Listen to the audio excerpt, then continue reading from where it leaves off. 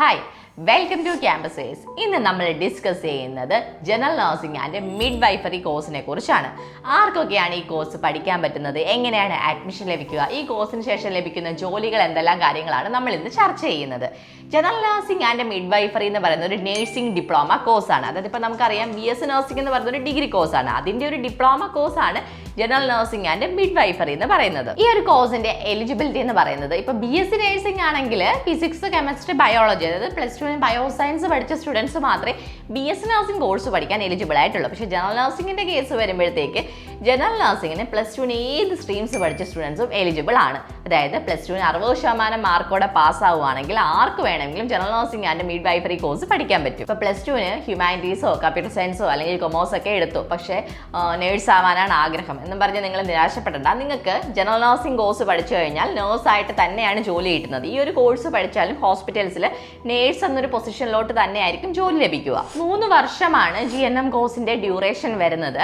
ഇപ്പോൾ ഈ ഒരു 3 വർഷത്തെ GNM കോഴ്സ് പഠിച്ചതിന് ശേഷം 2 വർഷത്തെ പോസ്റ്റ് BSc എന്ന് പറഞ്ഞൊരു കോഴ്സ് കൂടി പഠിക്കുകയാണെങ്കിൽ BSc നഴ്സിംഗുകാരുടെ അതേ ഡിഗ്രി ക്വാളിഫിക്കേഷൻ ലഭിക്കും. പിന്നെ കുറേ സ്റ്റുഡൻസ് ചോദിക്കുന്ന ഡൗട്ടാണ്, GNM പഠിച്ചു കഴിഞ്ഞാൽ വിദേശ രാജ്യങ്ങളിൽ ഇന്ത്യക്ക് പുറത്തോട്ട് ജോലി സാധ്യതയുണ്ടോ എന്നുള്ളത്. തീർച്ചയായിട്ടും ഉണ്ട്. ഇന്ത്യക്ക് പുറത്തോട്ട് ധാരാളം ജോലി സാധ്യതകളുണ്ട്. നേഴ്സായിട്ട് തന്നെ ആയിരിക്കും ജോലി ലഭിക്കുക.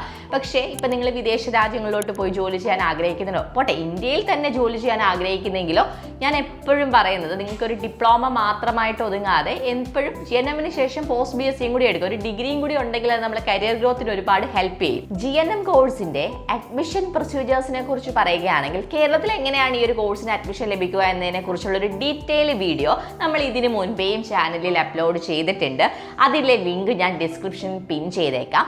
കേരളത്തിൽ ജനറൽ നഴ്സിംഗ് കോഴ്സ് പഠിക്കാൻ ആഗ്രഹിക്കുന്ന സ്റ്റുഡൻസ് അതൊന്ന് ചെക്ക് ചെയ്താൽ മതിയാവും. ഇപ്പം കേരളത്തിൽ നമുക്ക് ഈ ഒരു കോഴ്സിന് സീറ്റുകൾ വളരെ കുറവാണ്. BS നഴ്സിംഗ് പോലെ തന്നെ ജനറൽ നഴ്സിംഗിനും കേരളത്തിൽ സീറ്റുകളുടെ എണ്ണം കുറവാണ്. മാത്രമല്ല +2 ബയോളജി, സയൻസ് പഠിച്ച സ്റ്റുഡൻസിനാണ് കേരളത്തിൽ മുൻഗണന കൂടുതലും. അതുകൊണ്ട് തന്നെ കേരളത്തിലെ സ്റ്റുഡൻസ് കൂടുതലും ആശ്രയിക്കുന്നത് കേരളത്തിന് പുറത്തുള്ള സംസ്ഥാനങ്ങളിലാണ്. അപ്പോൾ കേരളത്തിലെ പുറത്തുള്ള സംസ്ഥാനങ്ങളിൽ എനിക്ക് കൂടുതൽ വിശ്വസ്തതയുള്ളതും ഞാൻ സ്റ്റുഡൻസിൻ്റെ റിവ്യൂസ് എടുക്കുമ്പോൾ പോസിറ്റീവായിട്ടുള്ള റിവ്യൂസ് കിട്ടുന്നതും കർണാടകയിലെ കോളേജുകളിൽ നിന്നാണ്. കർണാടകയിലെ കോളേജുകളിലോട്ടാണ് ഞാൻ കൂടുതലും കുട്ടികൾക്ക് സജസ്റ്റ് ചെയ്ത് കൊടുക്കാറുള്ളതും. കർണാടകയിൽ തന്നെ ബാംഗ്ലൂരും മംഗളൂരുമായിട്ടൊക്കെ ഇഷ്ടം പോലെ കോളേജും ഹോസ്പിറ്റൽസും ഒക്കെ ഈ കോഴ്സ് പഠിക്കാനായിട്ട് അവൈലബിൾ ആണ്.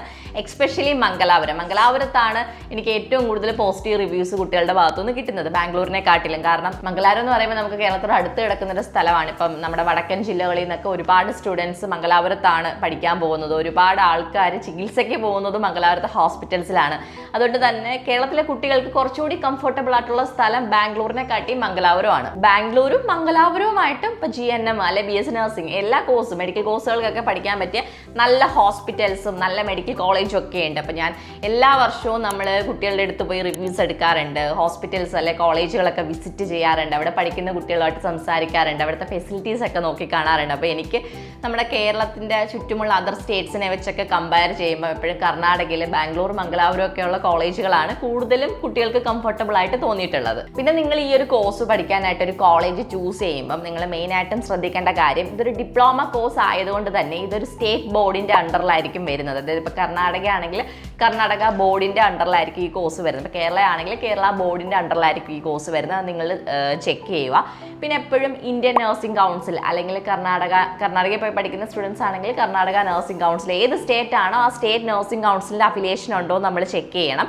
അപ്പം ഈ GNM ആയതുകൊണ്ട് തന്നെ കോളേജ് ഓഫ് നഴ്സിംഗ് എന്നായിരിക്കത്തില്ല നമുക്ക് അഫിലിയേഷൻ വരുന്നത്. നിങ്ങൾ പഠിക്കാൻ ഉദ്ദേശിക്കുന്ന കോളേജ് ഏതാണോ ആ കോളേജിന് സ്കൂൾ ഓഫ് നഴ്സിംഗ് എന്ന പേരിൽ അഫിലിയേഷൻ ഉണ്ടോ എന്ന് നിങ്ങൾ ചെക്ക് ചെയ്യണം. നമുക്ക് ഗൂഗിൾ നോക്കിക്കഴിഞ്ഞാൽ ആ ഒരു ഡീറ്റെയിൽസ് അവൈലബിൾ ആണ്. അപ്പോൾ അത് ചെക്ക് ചെയ്ത് മാത്രമേ എപ്പോഴും കോളേജുകൾ ചൂസ് ചെയ്യാവൂ. പിന്നെ ശ്രദ്ധിക്കേണ്ട കാര്യം, ഇതൊരു പ്രാക്ടിക്കൽ ഓറിയൻറ്റഡ് ആയിട്ടുള്ള ഒരു കോഴ്സാണ്. കാരണം നിങ്ങൾക്ക് ഈ കോഴ്സ് പഠിച്ചു കഴിഞ്ഞാൽ നേഴ്സായിട്ടാണ് ജോലി ലഭിക്കുന്ന ഹോസ്പിറ്റൽസിൽ. അതുകൊണ്ട് തന്നെ നിങ്ങൾക്ക് ക്ലിനിക്കൽ പ്രാക്ടീസ് അത്യാവശ്യമാണ്. ക്ലിനിക്കൽ പ്രാക്ടീസ് കിട്ടണമെങ്കിൽ നിങ്ങൾ ഒന്നുകിൽ മെഡിക്കൽ കോളേജോ അല്ലെങ്കിൽ നല്ല ഹോസ്പിറ്റൽ ഫെസിലിറ്റീസ് ഉള്ള കോളേജുകളോ ഒക്കെ ഈ കോഴ്സ് പഠിക്കാനായിട്ട് ചൂസ് ചെയ്യാവുള്ളൂ.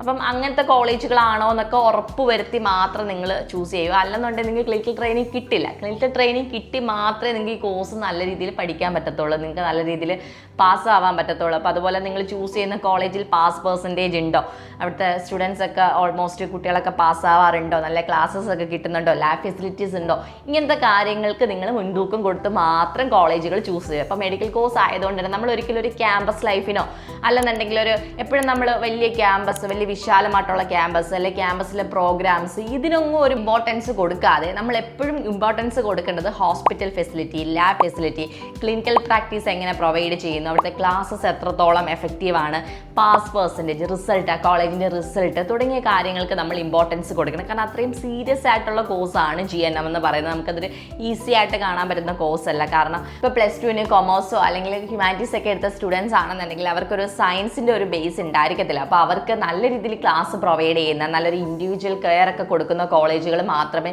ഈ കോഴ്സ് പഠിക്കാനായിട്ട് ചൂസ് ചെയ്യാൻ പാടുള്ളൂ.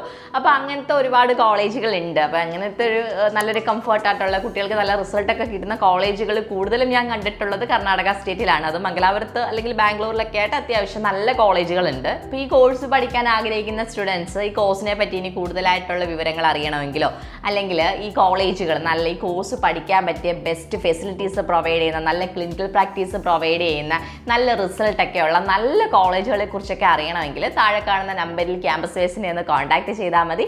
വീഡിയോ ഇഷ്ടമായെങ്കിൽ ലൈക്ക് ചെയ്യൂ. കൂടുതൽ വീഡിയോകൾക്കായി ചാനൽ സബ്സ്ക്രൈബ് ചെയ്യൂ.